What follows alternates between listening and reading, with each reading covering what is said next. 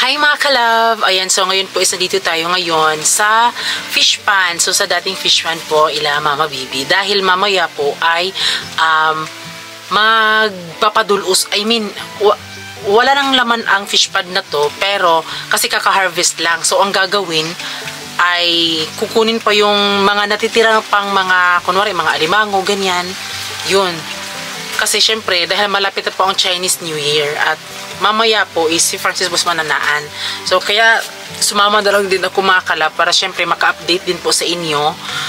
Kasi sa ngayon pa is hindi pa din talaga tinatrabaho yung fish pond namin doon sa fish pond namin na bago dahil medyo wala pa tayong budget po. Kaya yun, gumagawa muna ako ng paraan para makapag-update sa inyo.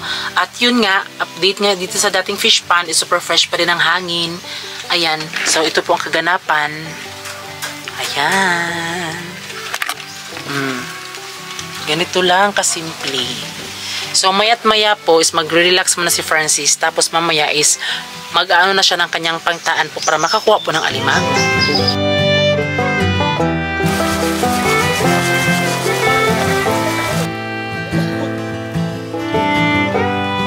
So ngayon makalab, dahil magtataan naman tayo ngayon makalab. So ngayon ay dito tayo maglagay ng mga bubo dito sa mismong area nila mama. So ngayon kasi para rin makatulong din tayo. Timing din mga kalab dahil mahal po yung presyo ngayon dahil Chinese New Year na. Ito po yung pain namin, tamban. Mahal kasi yung kilo ngayon.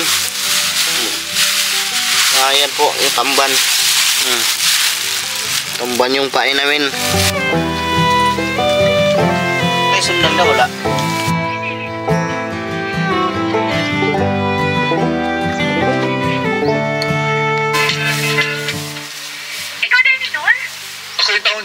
Kumusta naman ka? Okay ra, okay. Hanggang, ikaw man ang ni-apirmi sa kong una. Unsa? Ugma, Jay ba? Magkita ka ha? Klaro ba yan mo? Ang karoon! Ano-alaw sa pagtas? Sulit. Ang ganito talagang konti lang yung display na magtiga. Ang sarap. Huwag yan, ito po sa last na gustuhan mo, no?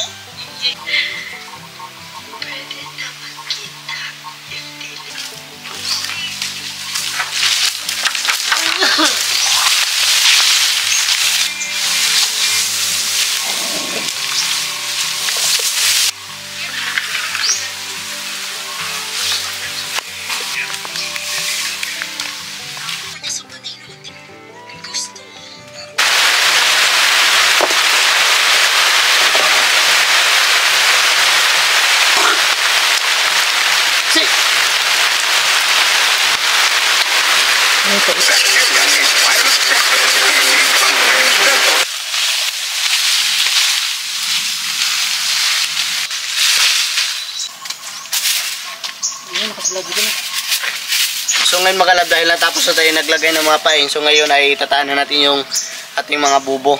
So ngayon tara na. Ayan, magtataan na si Francis. Ayan siya sa fish pond nila Mama Bibi magtaan.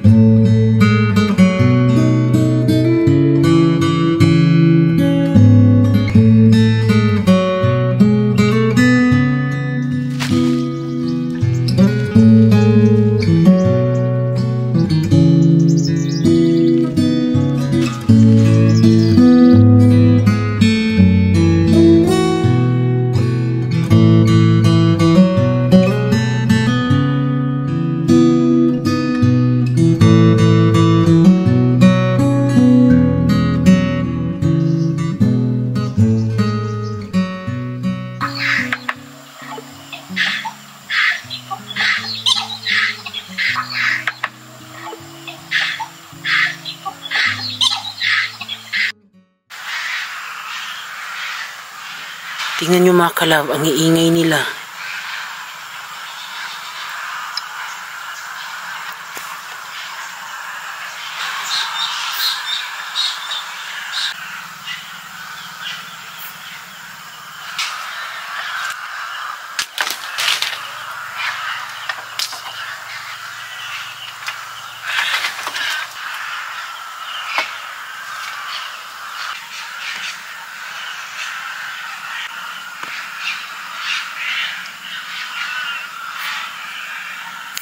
Silvia!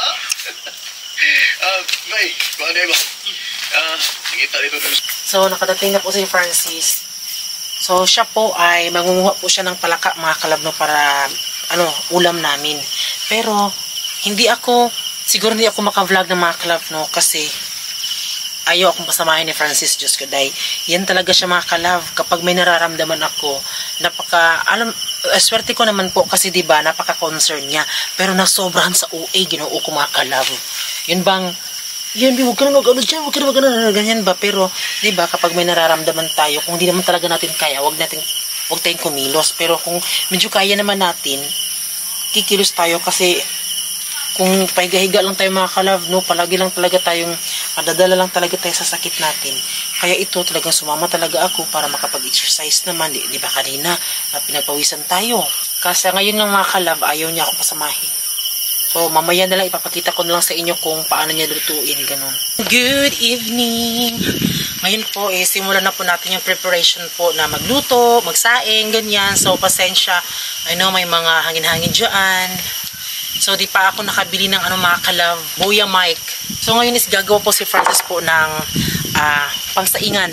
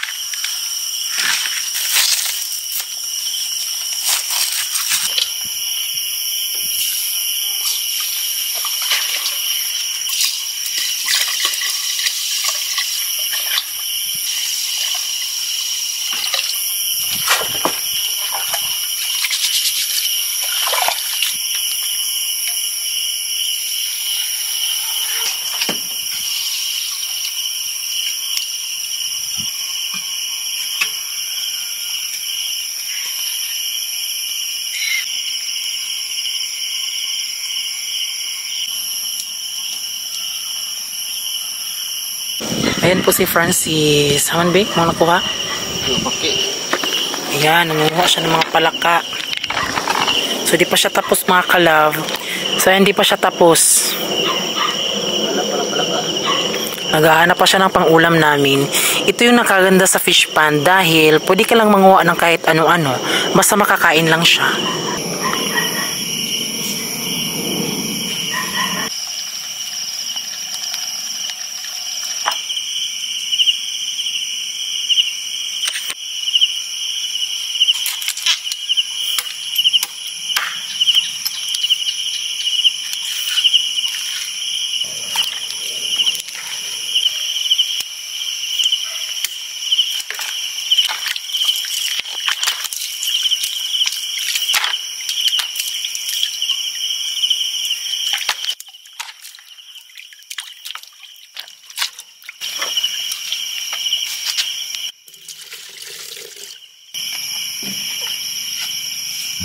Na lang.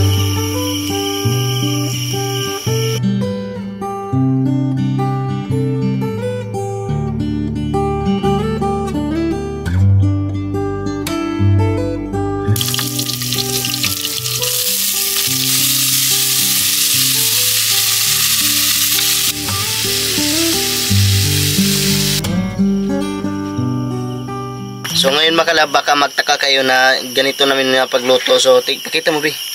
So baka magtaka kayo kasi dito sa amin nasanayan na talaga namin, di namin nakuna ng balat. Kinunan lang namin yung tiyan niya, tapos kinuha namin yung mga dumi niya. So ganyan lang, hindi namin kinuha ng balat. Dito Miss Baldi.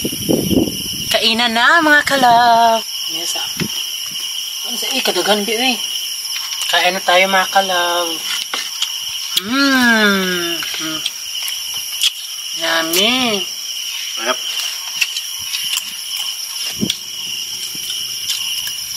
Yummy kayo mga kalab.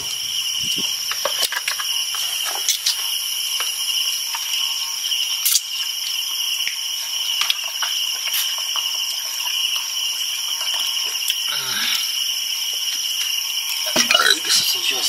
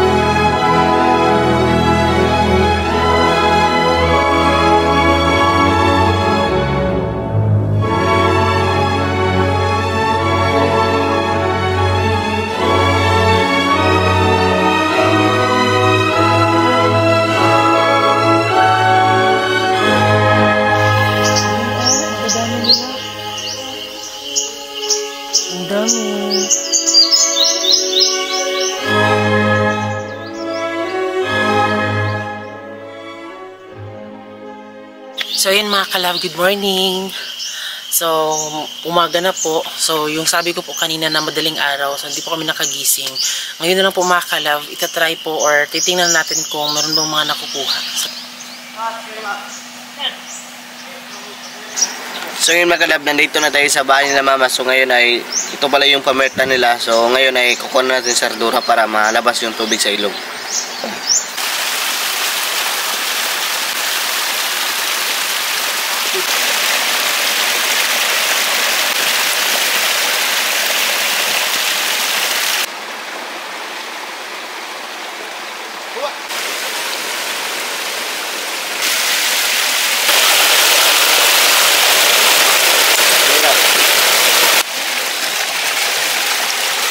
So ayun mga kalab, bumalik kami dito sa kubo dahil pinapalabas lang po yung mga tubig. Kaya pala walang imik po sila Francis kaninang madaling araw kasi medyo high tide pa ang tubig. So ngayon is maglo-low tide pa ang tubig papuntang mga tanghali. Kaya ngayon pinalabas mo na yung mga tubig para syempre mawala yun po yung tubig sa fish pond kasi nawala-wala na. Ang ginawa ngayon ay kinukuha po nila Francis po yung kanilang mga itinaan na bubunet kahapon. Ayan.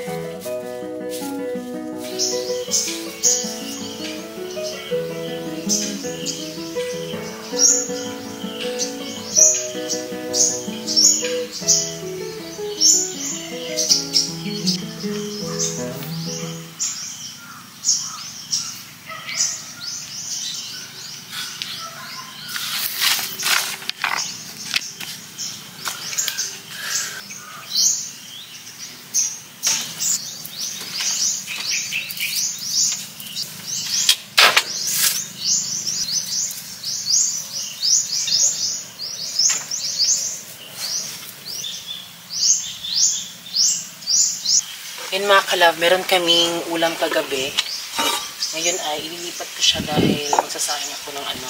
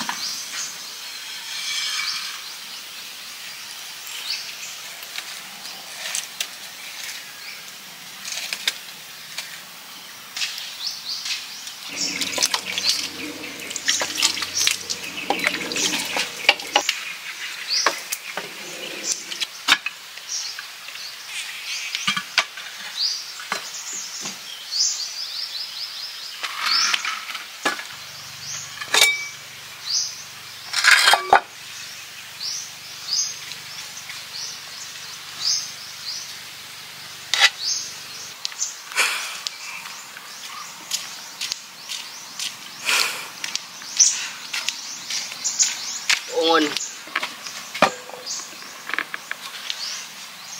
Ayun mga kalab, kakain na kami. Ang ulam namin ngayon ay tinulang tilapia.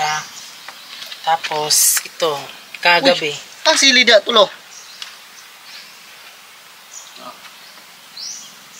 Kainan na mga kalab. Ayan, tignan nyo mga kalab, ang sarap po talaga sa fish pond. At alam nyo mga kalab, siguro sa bahay pa lang namin mga kalab, pag andun ako sa bahay namin, nag-edit ng video para mga ganun. Iba dito mga kalab sa fish pond.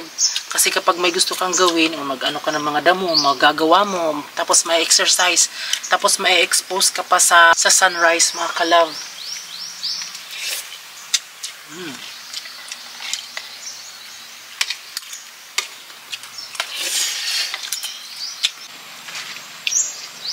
Ito bang sa mo bilhin ako, be?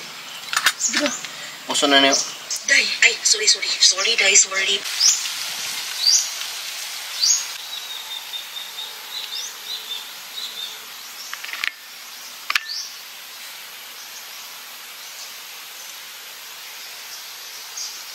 So ngayon makalab, yung fish pan nila mama makalab ay hinati. So parang ganito makalab, may fish pan na hindi gano'ng kalaki. So dito yung mga alimango, yung mga hindi matabal, nilagay na dito. So ngayon ay hinarvest din namin makalab para yung mga alimango na matabal na bibinta namin. Ipapakita namin sa inyo. So, ito yung pamerta na malaki. So dito din yung sa kabila na, so dalawang fish pan na po to hatiin. So ito maliit lang pero maraming mga almango na ilagay na yung pilapil. Mga pilapil maliit lang. So pero malaki. Tignan nyo. So ngayon ay sisikopin na natin. So kung nakikita nyo makalab na yung ginagawa nang namin dito makalab, yung tamburong, yung ganun kalaki oh. Nilagay namin doon.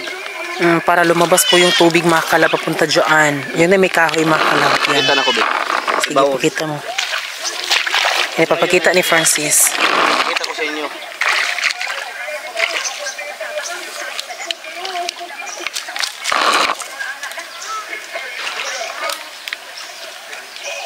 Yan o.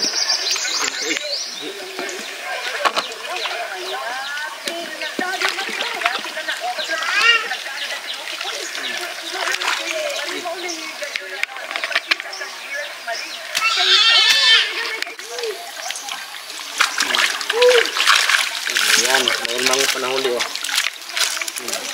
Ito yung maliit, bro. Madami yung nahuli. Sir, damiram yung kwan, sir, bel, konsard.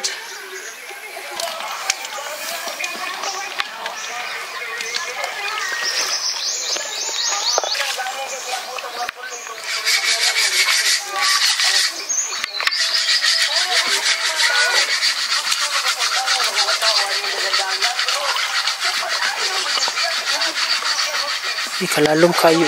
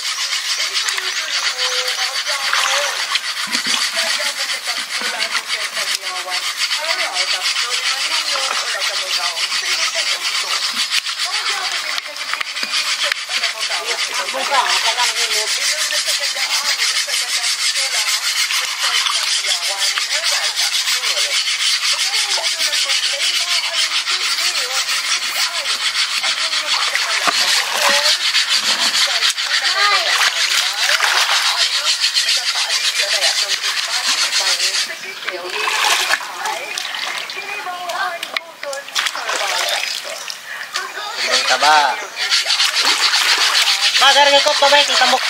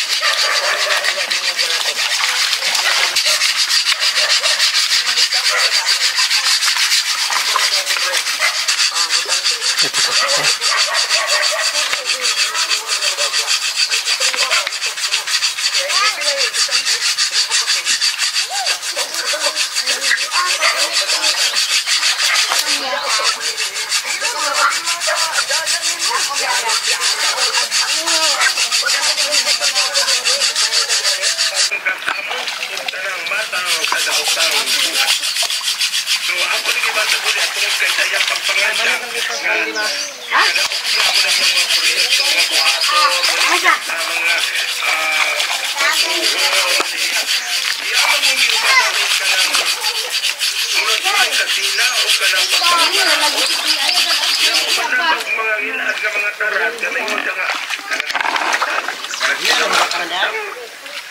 magpagpili ka ng naabay sa pagkumpara uliat mga hambog sa madula si mga kaalam mga gibatunan apan dili mo kapaayo ang iyang ha tayo mga plano wa magusting ang nagpaluyo nga dagang hambog kung taban murag iyang ipamatuod murag iyang hangon sa kanini at kita nga murag iyang kata kani ingon sa mga kumpunan tanang mga paayo dumi naman siya kuan amay nga bukan ni magtubay sa tawa ron dan mo yun kumusta naman ang pagtawid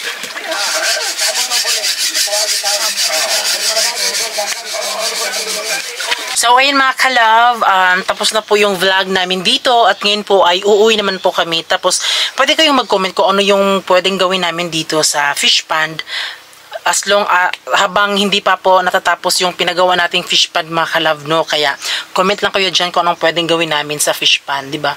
Yun. So thanks for watching. Bye!